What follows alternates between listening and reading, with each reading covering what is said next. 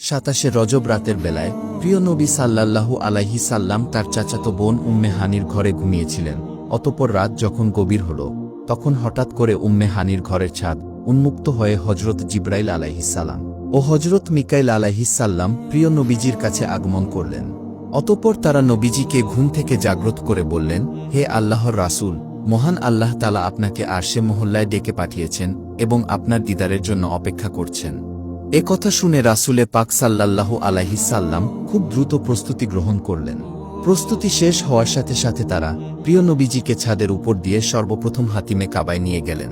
তারপর তাকে জমজম কূপের নিকট নিয়ে শুইয়ে দিলেন এবং তার বক্ষ বিদরণ করলেন, অর্থাৎ তার বুকে অস্ত্রোপচার করে তার হৃৎপিণ্ড বের করে পানি দ্বারা দূরীভূত করে দিলেন এবং ঈমান ও হেকমত দ্বারা পরিপূর্ণ করে পরে পুনরায় তা যথাস্থানে প্রতিস্থাপন করলেন। এর উদ্দেশ্য ছিল যাতে করে প্রিয়নবী সাল্লাল্লাহু আলাইহি সাল্লাম আল্লাহ তাআলার দিদার লাভ করতে সক্ষমতা অর্জন করেন। এরপর নবীজির কাছে বুরাক নামক একটি জন্তু নিয়ে আসা হল।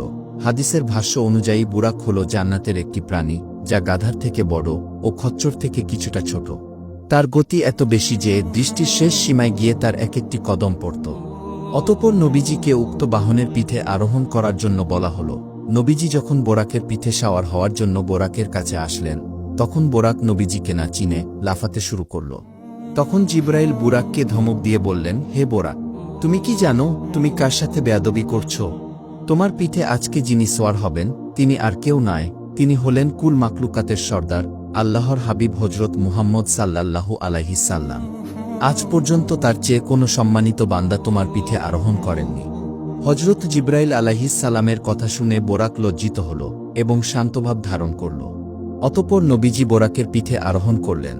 বোরাকের পিঠে আরোহণ করার পর হজরত জিবরাইল আলাইহিস সালাম বোরাকের রূপ ধরলেন এবং হজরত মিকাইল আলাইহিস সালাম বোরাকের লাগাম ধরে সামনে অগ্রসর হতে লাগলেন। অতঃপর যেতে যেতে তারা খেজুর গাছে পরিপূর্ণ একটি প্রান্তরে পৌঁছালেন।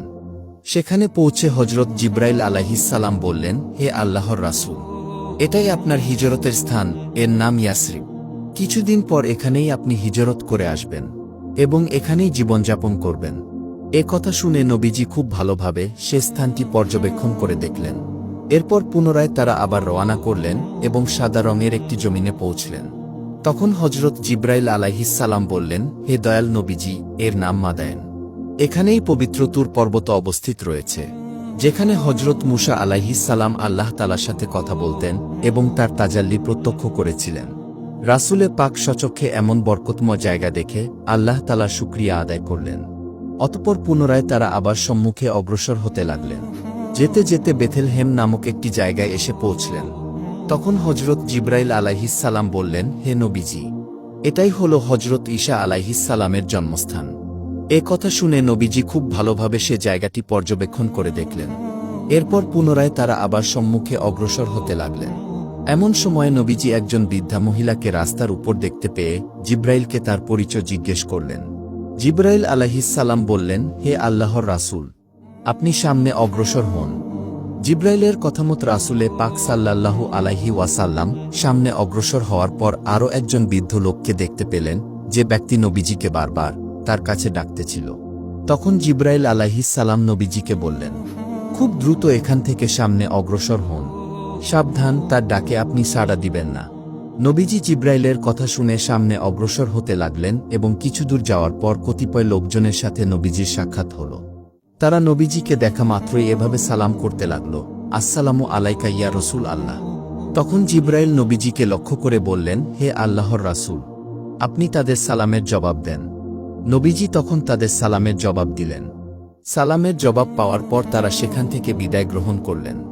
এরপর হজরত জিবরাইল আলাইহিস সালাম নবীজিকে লক্ষ্য করে বললেন, হে আল্লাহর রাসূল, যারা আপনাকে সালাম প্রদান করেছেন তারা হলেন হজরত ইব্রাহিম, মুসা ও ঈসা আলাইহিস সালাম। আর আপনি যে বৃদ্ধা মহিলাকে রাস্তায় দাঁড়িয়ে থাকতে দেখেছেন সেটা ছিল দুনিয়া। আর যে বৃদ্ধ পুরুষকে দেখেছেন যে আপনাকে বারবার তার দিকে ডাকতেছিল, সে ছিল অভিশপ্ত শয়তান। তারা উভয়ই আপনাকে তাদের দিকে আকৃষ্ট করতে চেয়েছিল, কিন্তু আল্লাহ তাআলা আপনাকে হেফাজত করেছেন। যদি আপনি তাদের দিকে আকৃষ্ট হয়ে যেতেন তাহলে আপনার উম্মত গোমরাহিতে নিপতিত হতো। এরপর নবীজি আবার সফর শুরু করলেন এবং কিছু দূর যাওয়ার পর এমন এক সম্প্রদায়কে দেখতে পেলেন যাদের মাথা পাথরের আঘাতে চূর্ণ বিচূর্ণ করা হচ্ছিল। চূর্ণ বিচূর্ণ হয়ে যাওয়ার পর পুনরায় তা ভালো করে আবার চূর্ণ বিচূর্ণ করা হচ্ছিল। এ অবস্থা দেখে নবীজি সাল্লাল্লাহু আলাইহি ওয়াসাল্লাম জিব্রাইলকে জিজ্ঞেস করলেন, হে জিব্রাইল, এরা কারা? এদের পরিচয় কি? তখন জিব্রাইল আলাইহিস সালাম বললেন, এরাই হচ্ছে ওই সমস্ত লোক যারা ইচ্ছাকৃতভাবে ফরজ নামাজ ছেড়ে দেয়। নবীজি তখন মন ভরে খুবই আফসোস করলেন। অতঃপর রাসূলে পাক আরও সামনে অগ্রসর হলেন এবং সেখানে উপস্থিত হয়ে এমন এক সম্প্রদায়কে দেখলেন যে যাদের লজ্জাস্থানের মধ্যে আগুনের রশি বাঁধা ছিল, তারা উত্তপ্ত পাথর ও জাক্কুম ফল ভক্ষণ করতেছিল।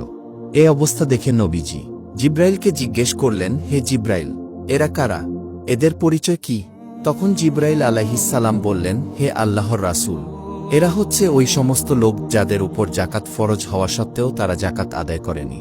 অতঃপর নবীজি আরেকটি সম্প্রদায়ের নিকট উপস্থিত হলেন যাদের সামনে দুটি পাতিল ছিল, একটি পাতিলে ছিল পচা গোশত এবং অপর একটি পাতিলে ছিল ভালো গোশত। তা বাদ দিয়ে তারা পচা গোশত ভক্ষণ করছিল। তা দেখে নবীজি জিব্রাইলকে জিজ্ঞেস করলেন, হে জিব্রাইল, এরা কারা? এদের পরিচয় কি?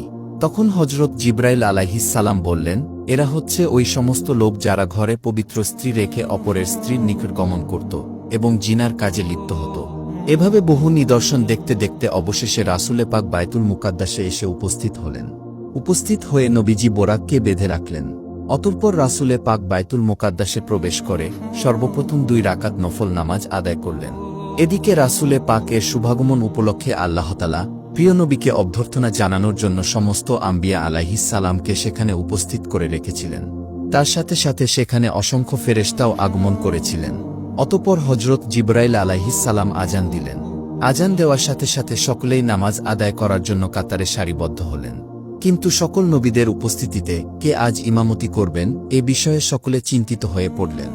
এমন সময় হযরত জিব্রাইল আলাইহিস সালাম আল্লাহ তাআলার হুকুমে নবীজির হাত ধরে নবীজিকে নামাজের মুসাল্লায় দাঁড় করিয়ে দিলেন। তখন নবীজি সকল নবীদেরকে নিয়ে 2 রাকাত নামাজ আদায় করলেন। নামাজ শেষ হওয়ার সাথে সাথে আল্লাহ তাআলা গায়েবী আওয়াজ দিয়ে নবীজিকে ইমামুল মুরসালিন খেতাব প্রদান করলেন। অতঃপর নবীজি বিশেষ বিশেষ নবীদের সাথে সৌজন্য সাক্ষাৎ করলেন। তারা সকলেই নবীজিকে শ্রদ্ধার সাথে অভ্যর্থনা জানালেন। এরপর নবীজি সাল্লাল্লাহু আলাইহি সাল্লাম বাইতুল মুকাদ্দাস মসজিদ হতে বাহিরে বের হয়ে আসলেন। আসার সাথে সাথে নবীজির সম্মুখে 3টি পেয়ালা পেশ করা হলো। তার মধ্য থেকে একটি ছিল পানির, একটি ছিল দুধের ও একটি ছিল শরাবের। তখন নবীজি দুধের পেয়ালাটি গ্রহণ করলেন।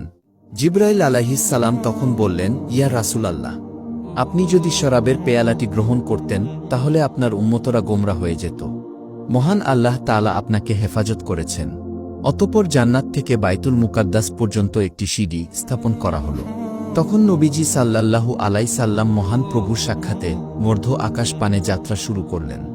এরপর চলতে চলতে নবীজি সাল্লাল্লাহু আলাইহি সাল্লাম প্রথম আকাশে গিয়ে পৌঁছলেন। অতঃপর হযরত জিব্রাইল আলাইহিস সালাম আকাশের দরজায় নক করলেন। তখন ভিতর থেকে প্রথম আকাশের প্রহরী প্রশ্ন করল, কে? জিব্রাইল আলাইহিস সালাম বললেন, আমি জিব্রাইল আমিন। আবারও প্রশ্ন করা হলো, আপনার সাথে কে রয়েছে? তখন জিব্রাইল আলাইহিস সালাম উত্তর দিলেন, আমার সাথে রহমাতুল্লিল আলামিন হযরত মুহাম্মদ মোস্তফা রয়েছেন। আবারও প্রশ্ন করা হলো, তাকে আনতে পাঠানো হয়েছিল কি? জিব্রাইল আলাইহিস সালাম উত্তর দিলেন, হ্যাঁ, তাকে আনার জন্য সংবাদ পাঠানো হয়েছে। তখন প্রহরী আকাশের দরজা খুলে দিল। ফলে নবী জিব্রাইল আলাইহিস সালাম সহ প্রথম আকাশের উপরে উঠলেন। দেখলেন যে একজন বৃদ্ধ লোক সেখানে বসে আছে। অতঃপর হযরত জিব্রাইল আলাইহিস সালাম বললেন, ইয়া রাসূলাল্লাহ, আপনি তাকে সালাম দেন। তিনি হলেন আপনার পিতা হযরত আদম আলাইহিস সালাম। নবীজি তাকে সালাম দিলেন। তারপর তিনিও সালামের জবাব দিলেন এবং নবীজিকে মারহাবা বলে অভিবাদন জানালেন। এরপর হযরত আদম আলাইহিস সালামের সাক্ষাৎ শেষে রাসূল প্রথম আকাশের ন্যায় অনুমতি নিয়ে দ্বিতীয় আকাশে উঠলেন। সেখানে পৌঁছার পর রাসূলে পাক হযরত ঈসা আলাইহিস সালামের সাথে সাক্ষাৎ করলেন। এরপর চলে যান তৃতীয় আকাশে, সেখানে সাক্ষাৎ হয় হযরত ইউসুফ আলাইহিস সালামের সাথে। এরপর চলে যান চতুর্থ আকাশে, সেখানে সাক্ষাৎ হয় হযরত ইদ্রিস আলাইহিস সালামের সাথে। অতঃপর চলে যান পঞ্চম আকাশে, সেখানে সাক্ষাৎ হয় হযরত হারুন আলাইহিস সালামের সাথে। এরপর ষষ্ঠ আকাশে গমন করেন, সেখানে সাক্ষাৎ হয় হযরত মূসা আলাইহিস সালামের সাথে। অতঃপর সর্বশেষ সপ্তম আকাশে হযরত ইব্রাহিম আলাইহিস সালামের সাথে সাক্ষাৎ হয়। সপ্তম আকাশের উপরে গিয়ে তিনি দেখলেন যে একজন বৃদ্ধ বাইতুল মামুরে হেলান দিয়ে বসে আছেন। বাইতুল মামুর হল দুনিয়ার বাইতুল্লাহর সোজা উপরের দিকে সপ্তম আকাশে ফেরেশতাদের কেবলা। দৈনিক ৭০,০০০ ফেরেশতা এর মধ্যে তাওয়াফ করেন। যারা একবার তাওয়াফ করার সুযোগ পান, কিয়ামত পর্যন্ত তারা আর তাওয়াফ করার সুযোগ পাবেন না। এখানেও হজরত জিব্রাইল আলাইহিসসালাম, রাসূলে পাক এবং হজরত ইব্রাহিম আলাইহিসসালামের সাথে পরিচয় করিয়ে দিলেন। সকলের পরিচয় পাবার পর এরপর কিছু সময় তারা মত বিনিময় করলেন। মত বিনিময় এবং আলাপ আলোচনা শেষ হওয়ার পর রাসূলে পাক তাদের কাছ থেকে বিদায় নিয়ে